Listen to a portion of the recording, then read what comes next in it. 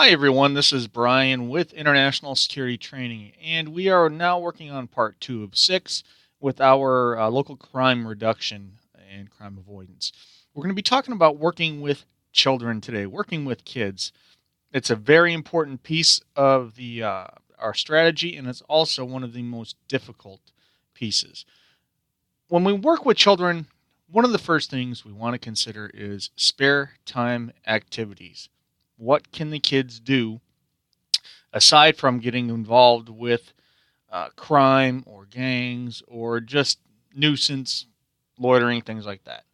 We want to consider organized sports, recreation, tutoring for kids that will actually participate in the tutoring, volunteering opportunities. Anytime you can make a young person feel valued, needed, and respected, you're going to help out your community quite a bit. When it comes to organized sports and recreation, when you're dealing with a tough neighborhood or an economically depressed area, a lot of the families want to have their kids in sports, but they can't afford it.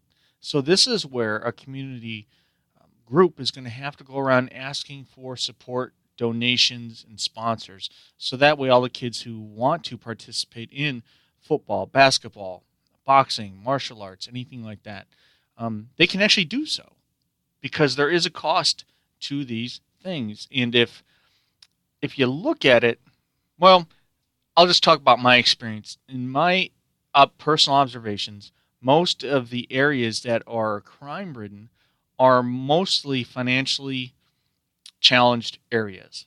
So, that being the case, let's remove that challenge from at least the spare time activities that are available to the kids. So, talk about that with the people in your community. Also, consider weapons turn-in events. Now, remember, you're dealing with kids. It's going to take a lot in some cases to get kids to turn into weapons. So you have to discuss with your organizers, what are we going to exchange weapons for? You could tell a kid, just turn in the weapons because it's the right thing to do. Well, that would be nice if that worked. But if it doesn't, you gotta have that carrot and the stick thing going on, right? So for the younger kids, how about just non-violence oriented toys, right? Kid turns in a weapon if it's not like, let's say it's not a real firearm, but it is a black firearm. It's a toy, but it sure does look like one to a military or police officer type of person. Turn that in. Swap it out for a non-violence related toy. How about movie tickets and free food coupons?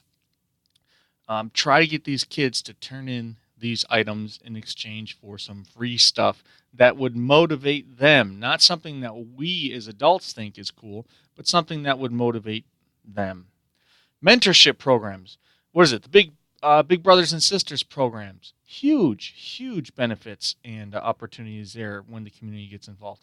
Adopt a School also has a huge mentorship program that is a piece of that.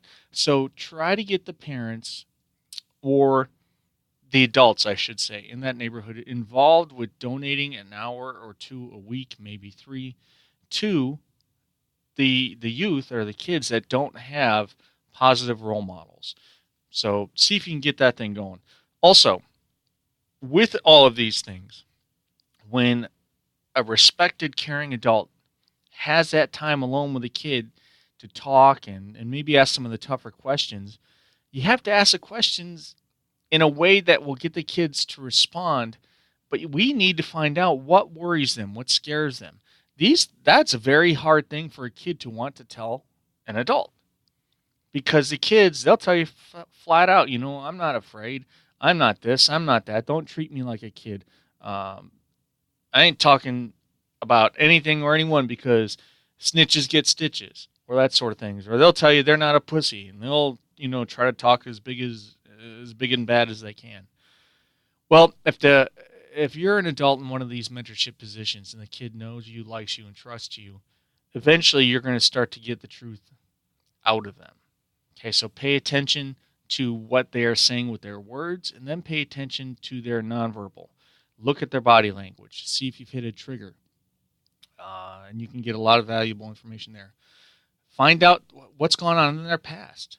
Where have they been when they've been threatened or actually assaulted? How have they felt threatened by violence? violence, things like that. You need to find out what's going on in the neighborhood. Is it mainly occurring at school? And if it is at school, where does it happen? Is it in gym class? Is it in the locker room? Is it in the hallways? Is it in a certain teacher's area? Is it during lunchtime? Okay. Is it after school? Is it between the school and their house? Is it on the bus? Okay, we need to find out where these tough and violent spots are for the kids so we can start to address those concerns. We have to be creative, we have to be proactive, and hopefully these little tidbits here will help you guys with your programs. So until next time, my name is Brian with International Security Training. Stay safe, everyone.